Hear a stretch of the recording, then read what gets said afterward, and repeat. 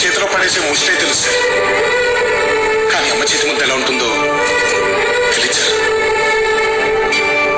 ప్రతి ఇల్లు చల్లగా ఉండాలని కోరుకునే అలవాటు సార్. కానీ ఏ ఇంట్లోనూ ఇంత చోటిచ్చే మనిషి లేదు సార్. ఎవరి ప్రాణం మీదకి వచ్చినా నేను చచ్చైనా కాపాడాలనిపిస్తుంది సార్.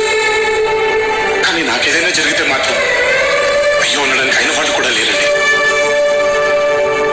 ఇప్పుడు దేవుళ్ళ మీరు వచ్చి ఒరే నీకు అమ్మనిస్తాను, నాన్ననిస్తాను, అందమైన కుటుంబాన్ని ఇస్తాను, అందరూ చెప్పుకుని అడ్రస్ ఇస్తానంటే ఇంతకంటే ఏం కావాలి సార్?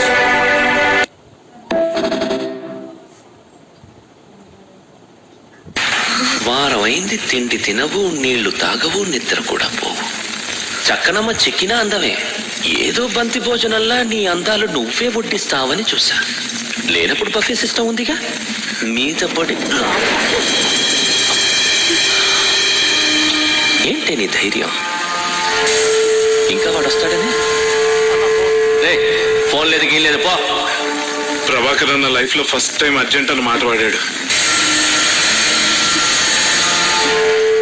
చెప్పు ఏంటి? తాడు పీడు కాదు, సరిగ్గా చెప్పు. వరుడు, దీప్తి వరుడు. వరుడంట